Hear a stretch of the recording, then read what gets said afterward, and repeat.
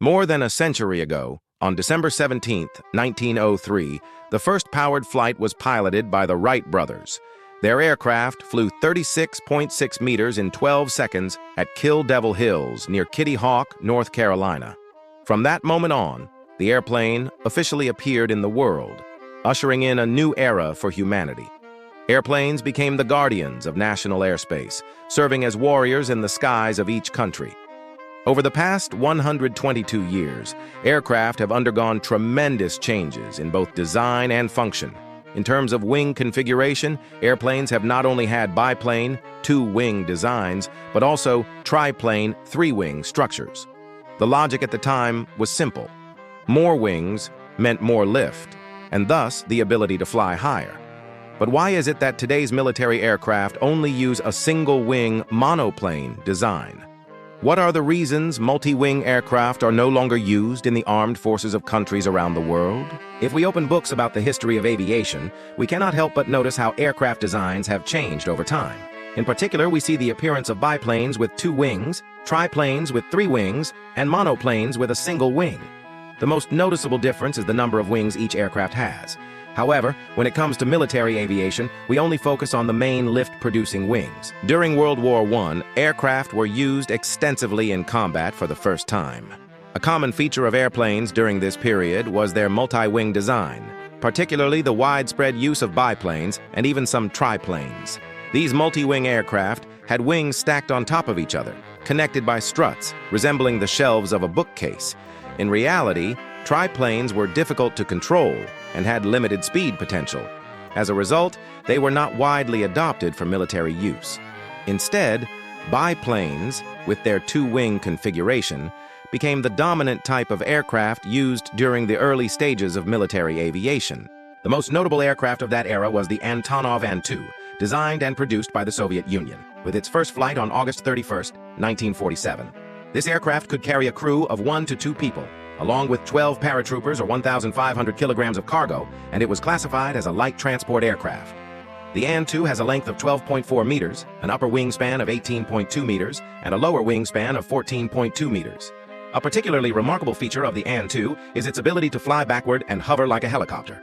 To achieve this, the pilot must face the aircraft into a headwind with a speed of 8 to 10 meters per second. With the help of wind force and aircraft control, the An-2 can remain suspended in the air or even move backward. The Antonov An-2 is often referred to as the safest aircraft.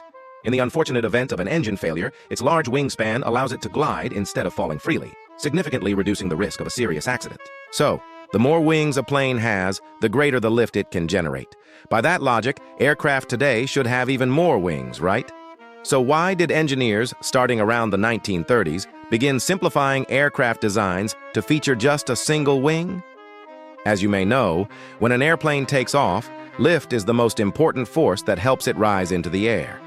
Lift is generated thanks to the special shape of the wing, which is curved on the top and flat on the bottom. When the aircraft moves forward at high speed, the air above the wing travels faster than the air underneath it, creating a pressure difference. The lower pressure above and higher pressure below push the wing upward. This is what creates lift.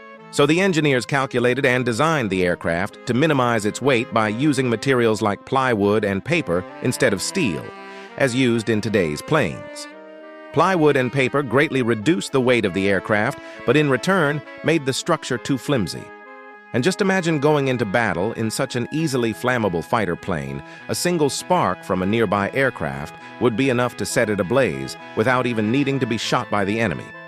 As aircraft engines improved and the materials used in aircraft construction evolved, these iron birds saw a significant increase in speed. Because of that, there was no longer a need for overly large wingspans to generate lift. Just like today's stealth fighters, which are made from carbon-based composite materials, modern aircraft have been redesigned into single-wing monoplane configurate.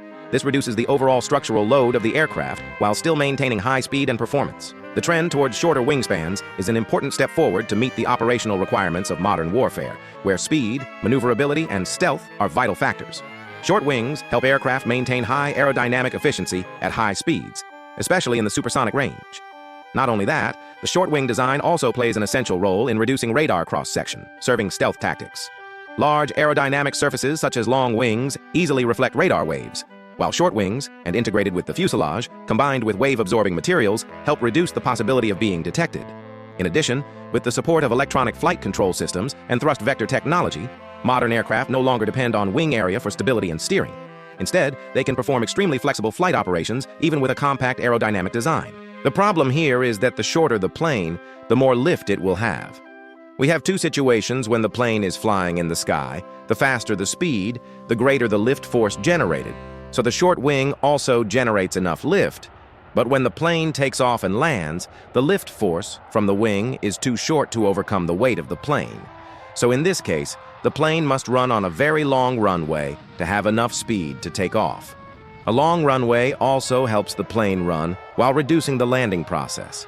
That is also the main reason why modern high-speed planes require airports with very long runways. From the 1960s to the 1980s, variable sweep-wing aircraft, also known as swing-wing aircraft, became prominent. These planes could change the sweep angle of their wings during flight, offering significant tactical and technical advantages, especially for high-speed fighter jets and bombers during the Cold War era. When flying at low speeds, such as during takeoff or landing, the wings would extend outward to increase lift, making the aircraft safer and easier to control. At high speeds, the wings would sweep backward, reducing aerodynamic drag, allowing the aircraft to fly faster and more stably at supersonic speeds. Swept-back wings enabled the aircraft to achieve high speeds when needed and retreat quickly. At high velocities, wing folding helped reduce wind resistance and prevent wing damage caused by aerodynamic stress. Extended wings, unswept, were also useful for sharp turns that required increased lift, especially in air combat at low or medium speeds. During takeoff and landing, extended wings kept the plane stable even at low speed. Swing-wing aircraft combined the advantages of both long-span wings and swept wings, making them a smart solution during the transitional phase between classic aircraft design and modern combat technology. From the 1960s to the 1970s, variable sweep-wing aircraft experienced their golden era, with countries around the world producing thousands of planes based on this design. In 1964, the United States introduced the General Dynamics F-111 Aardvark, the first operational combat bomber to apply this wing configuration.